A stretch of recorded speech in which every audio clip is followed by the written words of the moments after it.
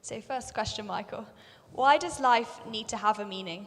Is it not enough to simply live for happiness, joy, and love for yourself and others? Yeah, interesting question. I guess part of me would want to say, surely that is the meaning that you're trying to at least create for life. Even if you say, well, it's to live for happiness or joy or whatever.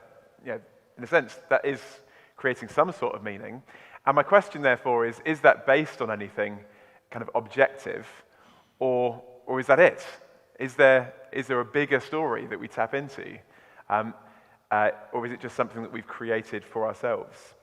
And I think, it's very easy to go through life without asking big philosophical questions and live a very satisfied life. But here's the thing. If we stop to think about these things, and it's good to stop to think about them, do we have to basically conclude, well, I'll carry on living life this way in spite of the fact that actually it doesn't really make sense with my philosophy of the world? Or I can carry on living this way because it makes sense from the way I view the world. And one of the beautiful things I'd say about the Christian worldview is that it helps us to look at things like love and joy and happiness and say, these things are not accidents. These things really, truly are important, wonderful parts of life because of the way the world is. And that's what we're going to look at over the course of this week. We looked at happiness at lunchtime. These things are made best sense of when we see it in the storyline of the Bible. We're not having to kind of say, well, I'll just not think about it too deeply and carry on with stuff. No, we can think about it really deeply and say, yeah, actually, there is a reason for why these things seem important to us. Thank you. Next one. Feeling as though my life has meaning makes me want to keep myself alive longer. Who's to say it's not just evolution that makes us feel like life has meaning? Yeah, interesting question. So could that kind of desire for meaning be a part of our human survival instincts and therefore, in a sense, a byproduct, you might say, of the evolutionary process? And I guess to an extent, you might say that could be explained, couldn't it? Although there'd be some interesting questions maybe I'd want to ask about that. Just read a fascinating book just a week ago, actually, by a guy called Atul Gawande, called Being Mortal. And one of the things actually he says is that the problem, particularly we've often faced in medicine, is that we feel that the purpose of life is just staying alive for as long as possible. And actually one of the questions that people have had to face up to in things like palliative care is actually maybe length of life alone is not the most important thing. Maybe we need to ask the question, what is life about? What is the purpose of life, not just living as long as possible? That's an interesting question, maybe that we would have to ask. And then also, sometimes we would admire people who do things that actually, in a sense, go right against their own ability to survive. Think about self-sacrifice that we admire in others, or the self-sacrifice of those who gave their lives for us.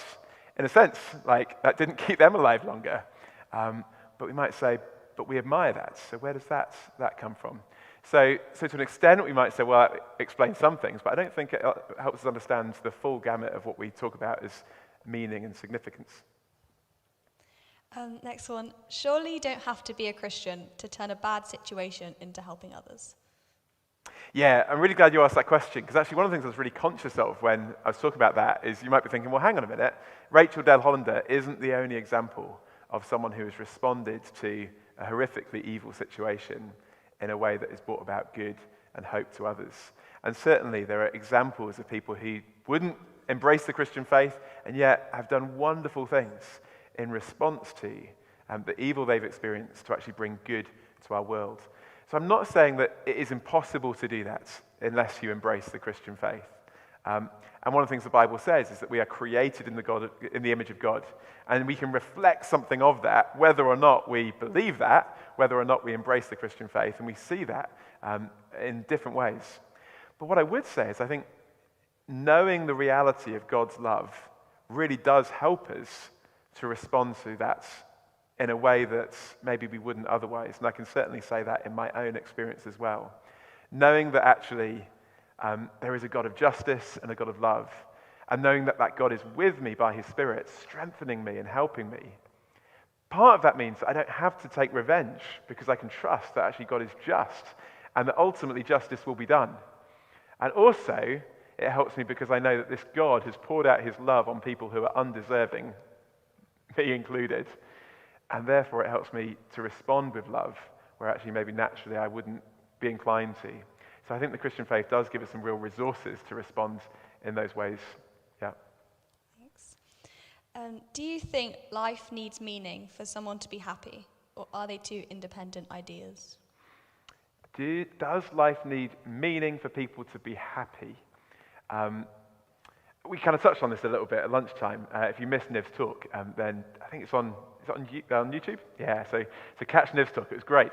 I was struck by something I read a while back in Yuval Noah Harari's book, Homo Sapiens, talking about the history of Homo sapiens. And he says all the things that we think bring us happiness, like success and marriage and all these things. He says, actually, if you want happiness, just take drugs. No, he's being a bit facetious, but he's saying basically, we know what causes happiness. It's chemical reactions in the brain. And actually, there are much, much easier ways of producing those chemical reactions than some of the elaborate ways that we go about trying to produce those chemical reactions. I mean, like marriage is a very involved way of producing that. Just take drugs. Now, most of us would say, well, okay, no, because why? Because actually we feel that, well, there's something more, isn't there, than just chemical reactions in the brain. And maybe, as Niv was sharing at lunchtime, there's something more than just experiences of happiness. And in one sense, I'd say the Christian faith says happiness is a wonderful thing. God created us to be able to know and experience joy and pleasure. And one of the problems is actually sometimes we settle for too little, not too much, according to C.S. Lewis, writing about it a few years ago. We're too easily pleased.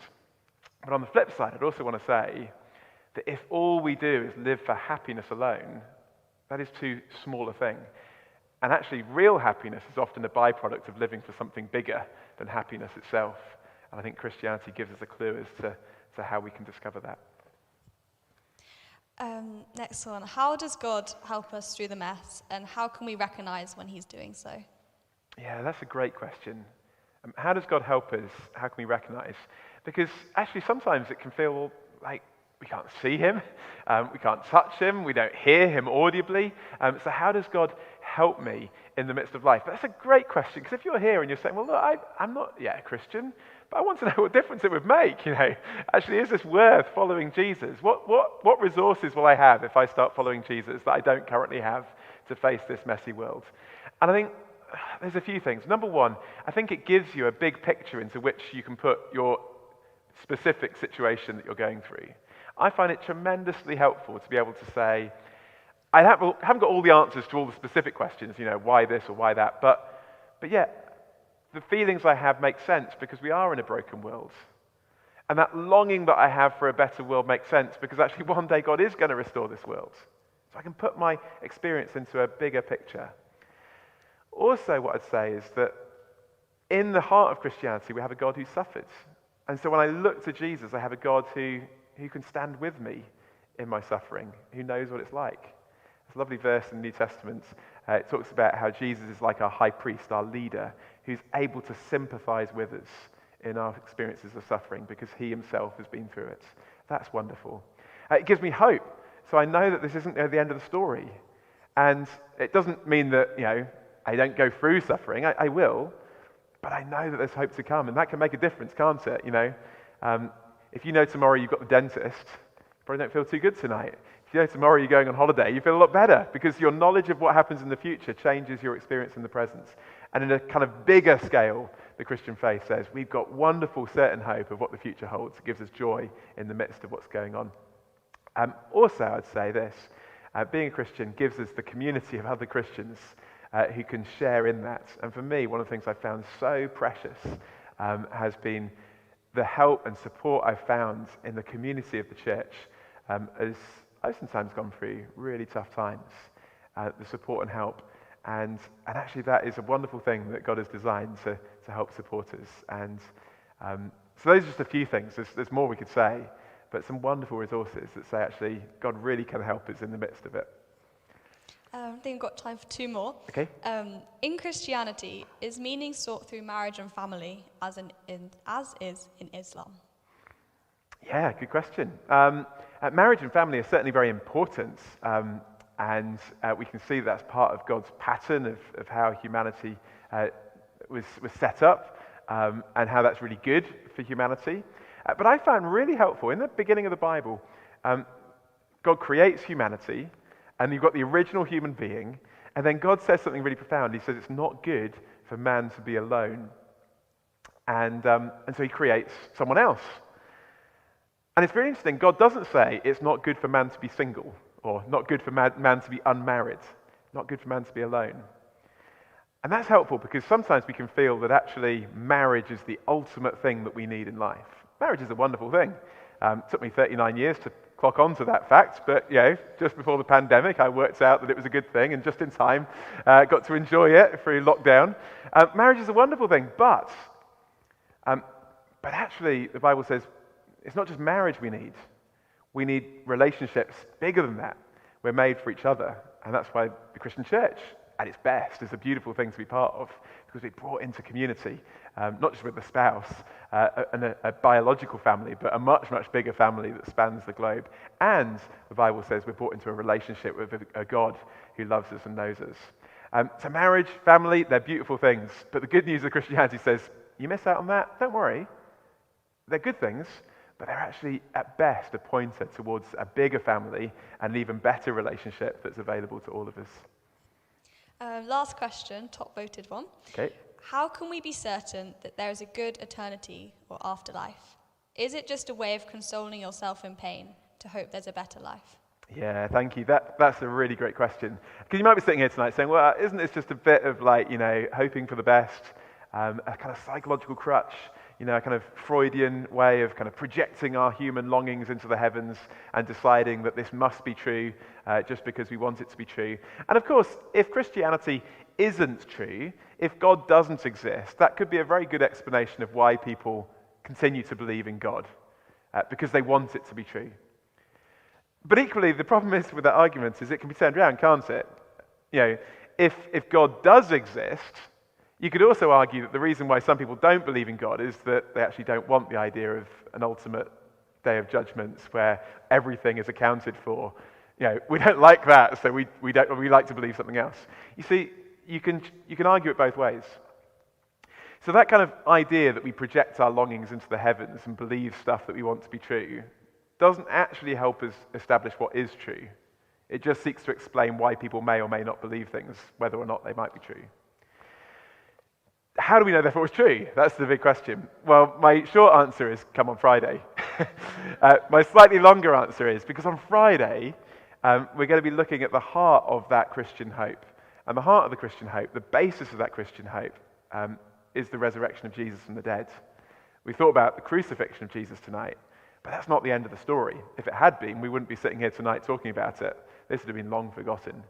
But the heart of the Christian story is that actually this hope is based on Jesus' resurrection. Now, I'm aware that for some of you, that is like, well, no, I wanted evidence, not just a religious story. But actually the surprising thing is, as you start to investigate it, this is the one story that might start to challenge your naturalism. The one story when you start to look at the evidence for it that maybe causes us to question everything. I was in Warwick last week, chatting to a lovely guy all week, and he was very skeptical about the Christian faith. But we had loads of great chats about stuff, and he was really engaged. And on the last day, we talked about the resurrection. He thought about the evidence, and he said to me afterwards, he says, I think this could be true. He says, this will turn my world upside down if it is, though. That's true, it will. But the wonderful thing is, it therefore invites us to investigate it. It's not just saying, I'll just believe it because it's nice. This isn't too good to be true, as someone said. It's good because it's true.